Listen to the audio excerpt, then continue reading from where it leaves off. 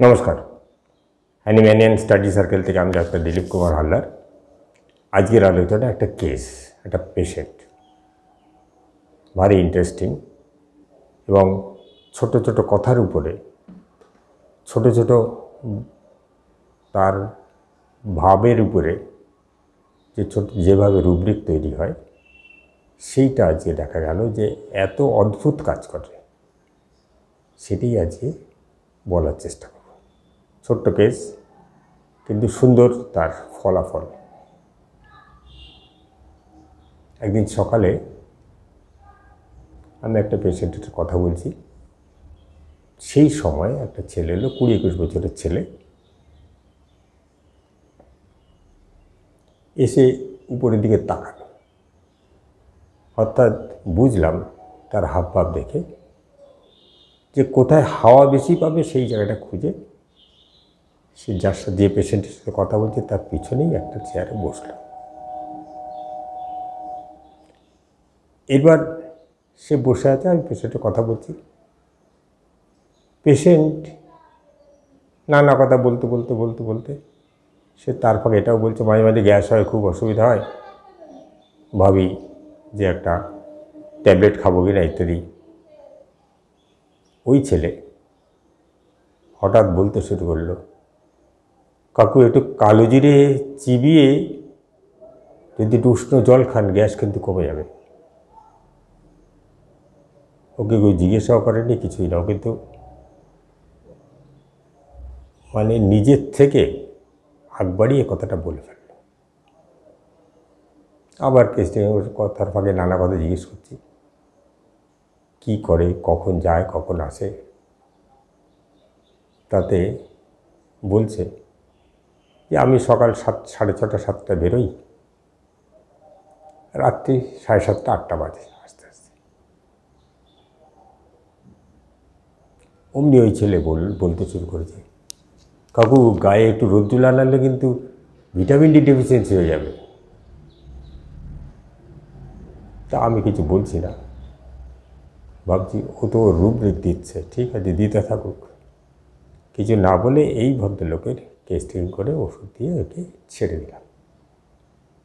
এইবার কিছুক্ষণ পরে বললো, এসো। তো এলো সামনে,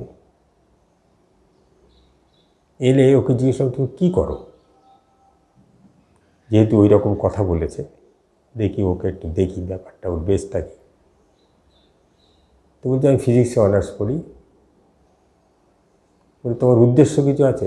বলে হ্যাঁ, আমি এমন কিছু করতে চাই যাতে আমার পরিচিতি বাড়ে, আমি মানে একটা বিশেষভাবে পরিচিত হতে পারি। তার মানে কি? বলছে যেমন আমার বাড়ি চেনাতে হলে অনেককে অনেকভাবে অনেক কিছু ডিরেকশান দিতে হয়। আমি চাই স্টেশনে নেমে কেউ যদি আমার বাড়ি আসতে চায়, আমার নাম বললেই যেন চলে আসতে পারে। ভাবলাম এ তো ফেম চাইছে। আমি যে টাকা পয়সা তোমার দরকার নেই। বলে টাকা পয়সা বিশেষভাবে আমার দরকার নেই, যা হতে হবে ওতেই হবে। বলে ঠিক আছে, ভালো। এইবার সে বলছে, আমি তো এখানে এলে কী করে, তুমি তো কোনোদিন আসোনি। বলছে এবার আমার এক বন্ধু এখানে দিয়ে গেল, এইখানে এসে সে আপনার কাছে আসে হয়তো, দিয়ে গেল। বললো যে তুই ঠিকঠাক করে বলিস, সব বুঝিয়ে এটেছে, দেখবি সেরে যাবে। তুই তো অনেক কিছুই করেছিস, অনেক মলম টলম এটা সেটা অনেক কিছু করেছিস, কর, দেখ সেরে যাবে। তাই আমাকে দেখিয়ে দিয়ে চলে গেল। তার মানে হঠাৎ দেখালো কেন? তখন সে বলছে ওই 2 দিন আগে ও আমার বাড়ি গেছে, দরজায় দাঁড়িয়ে আছে, আমি খেয়ালও করিনি। আমার তখন এই চুলকানিটা উঠেছে, আমি চুলকেই যাচ্ছি। ও 1-1.5 মিনিট দেখার পর বলছে, আরে কী করছিস, থাম। তবু আমি বলছি দাঁড়া আর একটু চুলকানি। এই রকম অবস্থা আমার, একবার শুরু করলে আর থামতে পারি না। ওই বন্ধু এসে দেখে তখন বলছে, না তোকে এক ডাক্তারের কাছে নিয়ে যাবো আমি। আমি দেখিয়ে দেবো, চলে যাবি। ঠিকঠাক বললে, গুছিয়ে বললি, যা উত্তর প্রশ্ন করে দেখবি ঠিক সেটি। তো ওই বন্ধু আমাকে দিয়েছে। তার মানে ও অন্যের কথা শুনছে, শুনেই আমার কাছে এলো। এবার সে বলছে কী দেখি, একটু দেখাও, দেখি কী ব্যাপার। তখন সে জামা খুলে ফেললো, গেঞ্জি তুলে ভালো করে দেখাচ্ছে, এই দিকে এই রকম, এই দিকটায় বেশি, এই দিকটা কম, এই দিকটা চুলকালে কুটকুট বেশি করে, ওই দিকটা কুটকুট কম করে, এই দিকটার থেকে মাঝে মাঝে রক্তও বেরিয়ে যায় চুলকাতে, ইত্যাদি নানাভাবে বোঝা যাচ্ছে। অর্থাৎ তার কন্ডিশনের সাথে আমাকে ভালো করে বোঝার জন্য যেভাবে বলার সেটা বলছে। অর্থাৎ কন্ডিশনের সঙ্গে আমাকে যেন যোগাযোগ করে দিতে চাইছে। ভালো। তারপর কি বলছে, এর থেকে আমার একটা ভয় হয়ে গেছে যে এই রকম শুরু হলে তো শেষ হয় না। এখন কলেজে যাই, রাস্তায় ট্রেনে বাসে যদি এরকম কুটকুট করে ওঠে, আমি তো জামা তুলে বা গেঞ্জি তুলে আমি তো চুলকাতে পারবো না, আর চুলকালে এরকম থামবেও না, সে তো আর এক বিপদ। অর্থাৎ আমাকে একটা ভালো ওষুধ দেন যাতে তাড়াতাড়ি এর থেকে রেহাই পাই। ঠিক আছে। তো এই কথাগুলোর উপরে বেশ করে তাকে ওষুধ খোঁজার চেষ্টা করলাম।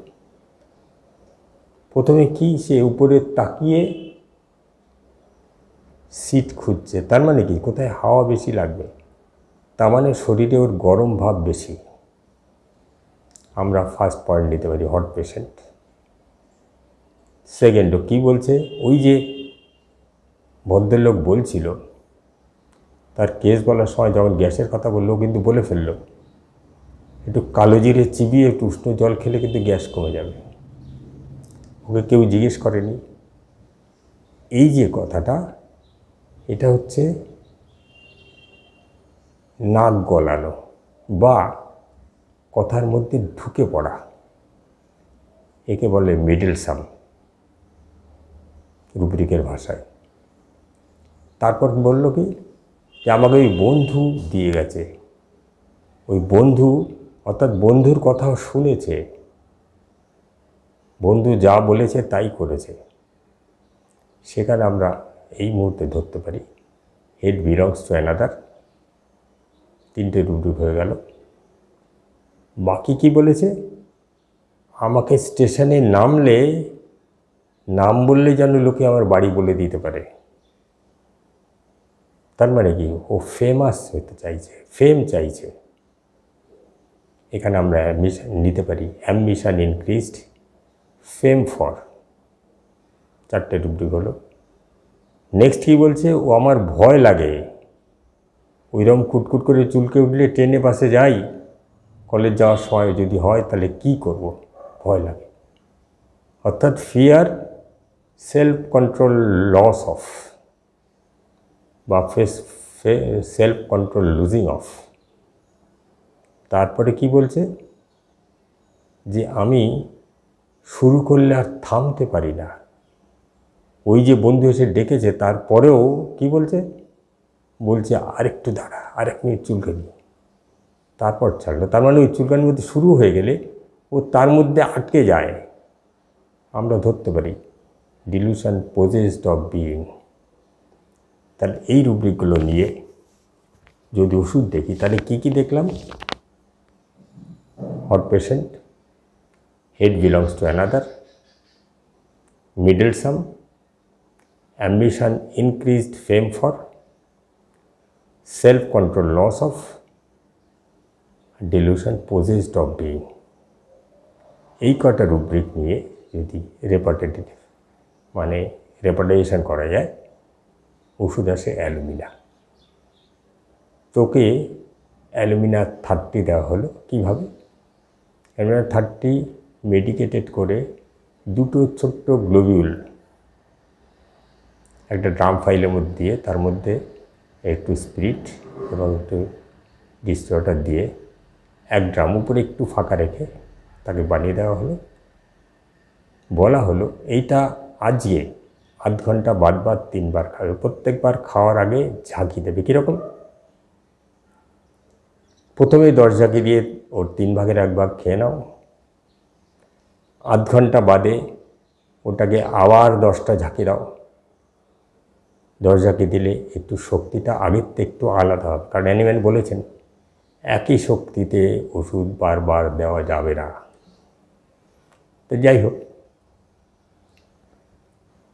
এইভাবে আবার আধ ঘন্টা পরে আবার 10 ঝাঁকি দিয়ে বাকি অংশটা খেয়ে ফেলবে। তাহলে এইভাবে আধ ঘন্টা পর 3বার খেয়ে পরের দিন থেকে গ্লোবিউলে রুব্রাম দেওয়া আছে, সেটা 3বার করে খাবে।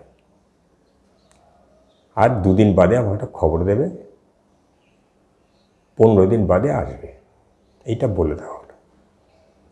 2 দিন বাদে ফোন করছে যে ডাক্তারবাবু আমার কুটকুটটা কিন্তু আর করেনি, ওষুধ খাওয়ার পর থেকে শেষ হলো, 3বার শেষ হওয়ার পর আর কুটকুট করেনি, আমাকে আর হাত লাগাতে হয়নি। আমি বললাম ঠিক আছে, তুমি 15 দিন বাদে এসো। 15 দিন বাদে এসে বলল আমার কিন্তু আর চুলকায়নি, হাত লাগাতে হয়নি। আর চুলকানিটা দেখলাম চেহারাটা, যে শুকনো ড্রাই এক্সিমা যেটা ছিল এটা অনেকটা যেন কমে এসছে, এটা হালকা হয়েছে এবং অনেকটা যেন পরিষ্কার ভাব। এত শর্ট টাইমে এইভাবে পরিবর্তন, আমি কিন্তু অবাক হয়ে গেছি। আবার 15 দিন পরে আসতে বললাম রুব্রাম দিয়ে। এবার বললাম ওই 4টে করে বই দিনে 2বার করে খাও। 15 দিন পরে যখন এলো তখন মোটামুটি পরিষ্কার। এত সহজে একটা এক্সিমা যে এইভাবে চলে যেতে পারে এটা আমার ধারণার অতীত। তাই এই এক্সপেরিয়েন্সটা সবার সাথে শেয়ার করলাম। পরের দিন আবার রুব্রাম দিয়ে ওকে পাঠিয়ে দিলাম। এই হচ্ছে অবস্থা, এই হচ্ছে হোমিওপ্যাথির ম্যাজিক, এই হচ্ছে হোমিওপ্যাথির কামাল। একটা ছোট্ট 2টো দানা এইরকম একটা পরিস্থিতি, যা কয়েক মাস ধরেছে মলম এবং ওষুধ খেয়ে কিছু হয়নি, তারপরেও তার এই অবস্থা। তাই শেয়ার করলাম। Thank you.